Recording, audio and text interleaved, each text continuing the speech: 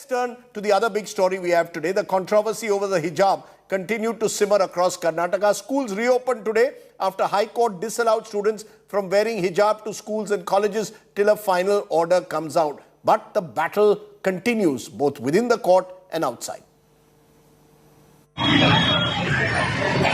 Schools in Karnataka reopen amidst high security and prohibitory orders.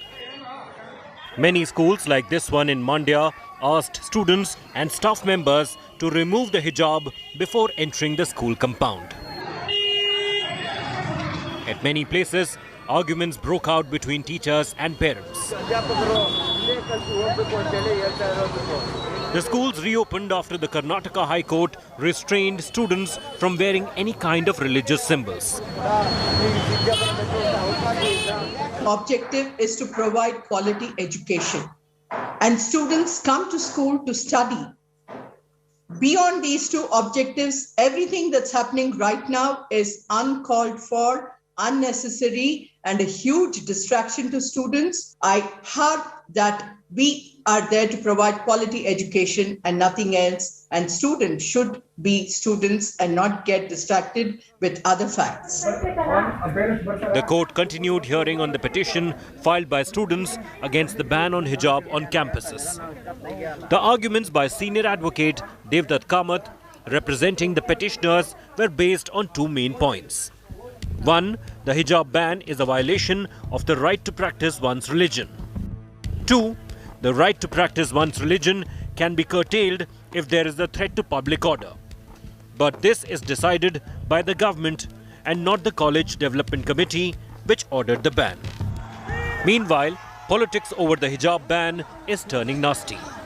In a bizarre analogy, Karnataka Congress leader Zamir Ahmed said that rapes happen in India because women don't wear hijab.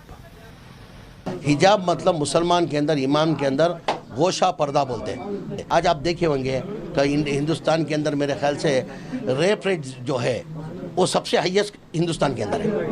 वजह क्या है? ये गोशे पर्दे में नहीं होने की वजह से.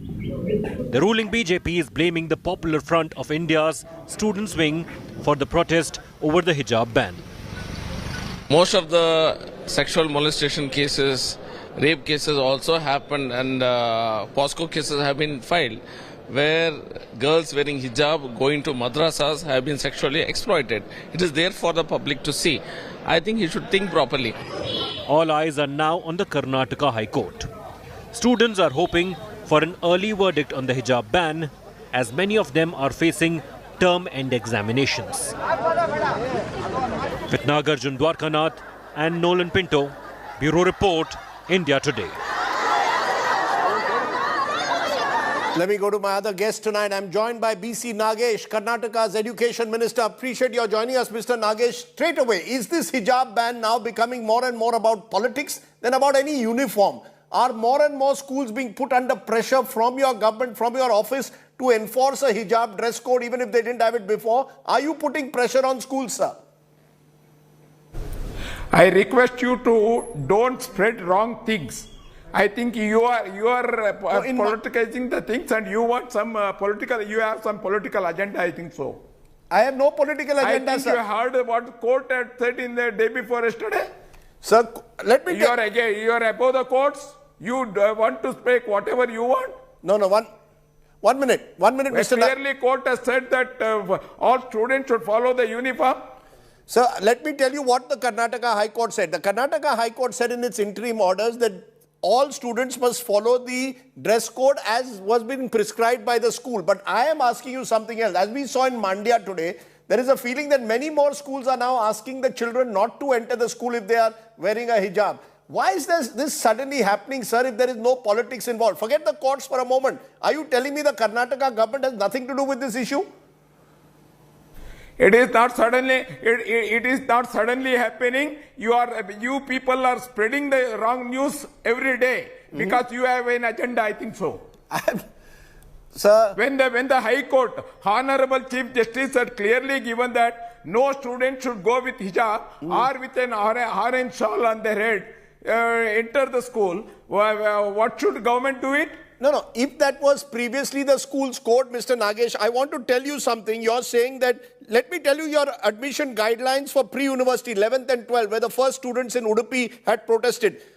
This is your guideline. Students who are studying in government PU colleges need not wear uniform. Some principals and college managements have made uniform compulsory, but it is in violation of the guidelines. Any such violation will be treated seriously. This is what I've got from your website, admission section. This is what was there till this controversy broke out.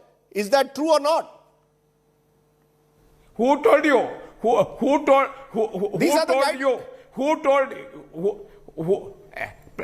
please go through the Karnataka Act 1983 and rules of 1995 and rules 11 of 1995. Yes. Don't misguide and don't tell always false information and don't spread these No, things. sir.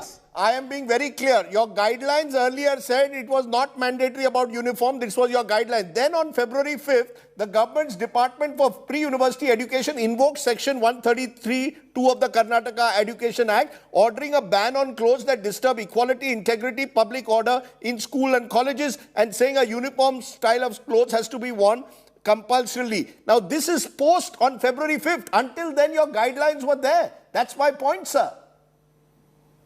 I am as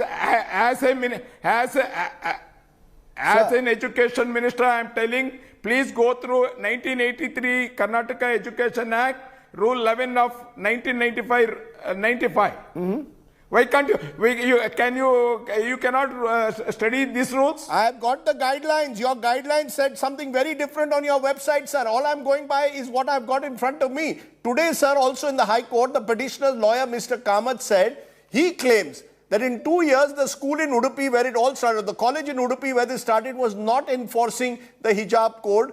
Only came in December, according to the petitioners, and he claimed that the students were wearing hijab before that. This is where the issue, according to the petitioners today, seems to have taken a political turn, that this was rigidly enforced in Udupi.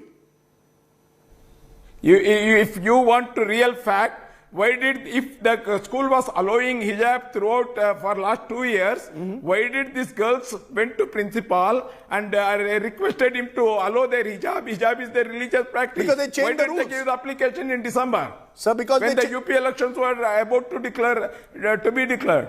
Sir, 1 minute. Are you in any way linking what has happened in Udupi to the UP elections? Are you telling me that all these protests have been orchestrated because of the UP election, sir?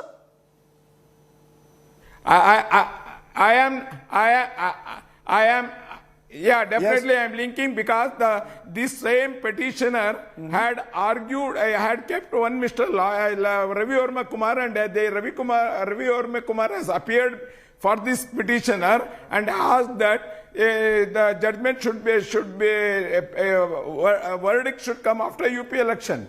What is the relation between these girls and UP election? Very interesting that you are linking to UP election. The fact, though, Mr. Nagesh, is the Karnataka government's role must come under question. You've got coastal Karnataka where you've got battles, virtually pitched battles that have taken place, at least some viral videos will show, between communities outside schools. Surely the state government's role was to ensure peace and security. Instead, what have we seen at campuses? Attempts made to intimidate women or girls who are in hijab or burqa, some kind of fighting, stones being thrown between two. Why is the state government not acting firmly enough? Why aren't you playing a neutral umpire here instead of taking one side?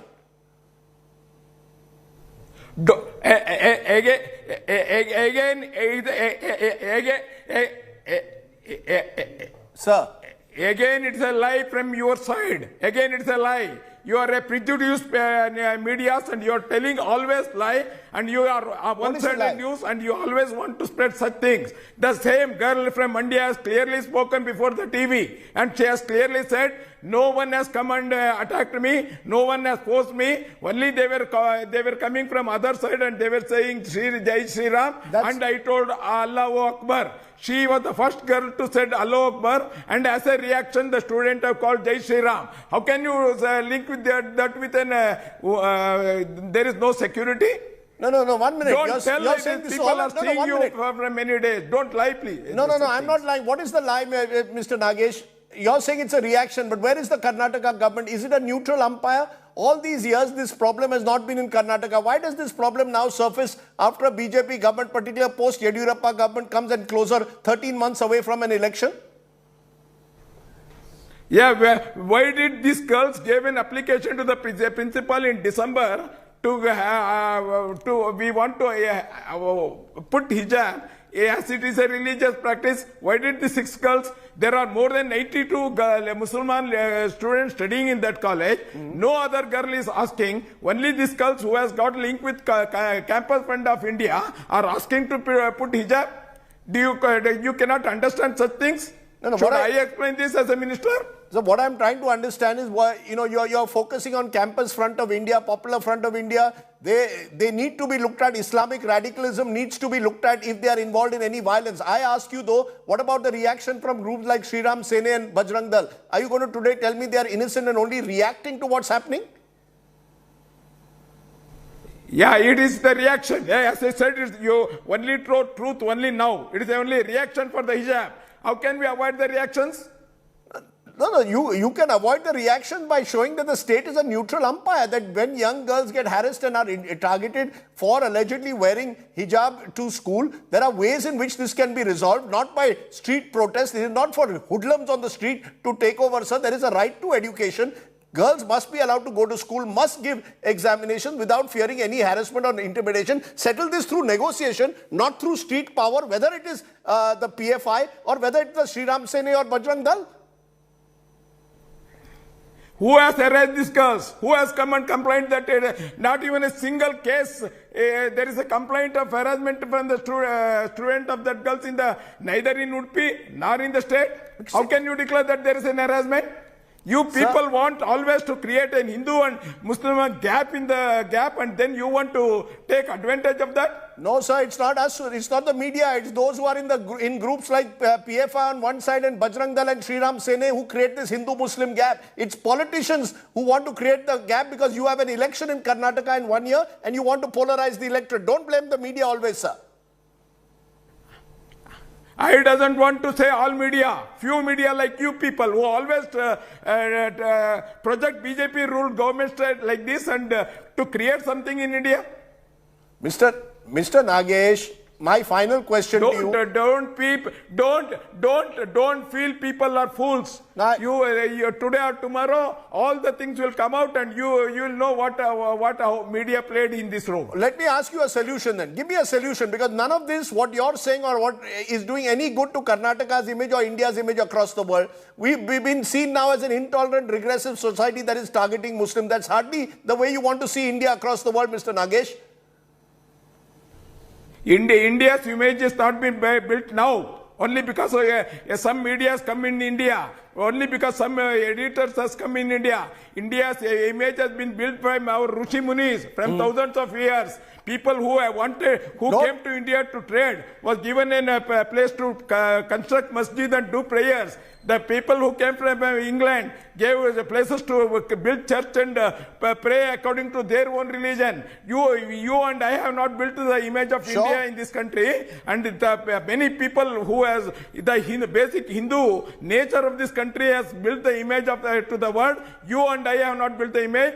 Don't feel that you have created some image by appeasing one community and getting do everything to get votes.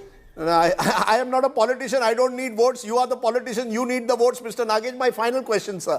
Give me a solution. This cannot go on like this every day, where we see these visuals of students being stopped at gates. It doesn't send out the right message. I know it's in the court. What's the final solution? Solution. Stop propagating such false things. If you are free, come to me. I will also come to the Udupi. Let me see the records. Let me ask the people who has created this, why they have created this, and let me have a final solution for this. And anyhow, the matter is been before the court, and court will give a good judgment, and then the solution will come. But you don't, till that, don't propagate false and false information to the people of India. Well, I won't, and I hope that you and your government, whose job is to maintain law and order and maintain equality of all citizens, will also ensure and do that. Whichever group, whoever tries to take the law into their hands, I hope, Mr. Nagesh, you will act against them. But I appreciate, I know you were in the midst of a cabinet meeting, that you came out and joined us here tonight. Thanks very much, Mr. Nagesh, Karnataka's rather fiery education minister. I wish we could talk more about the quality of education rather than of dress codes in this country. Let's leave it there. Time to wrap.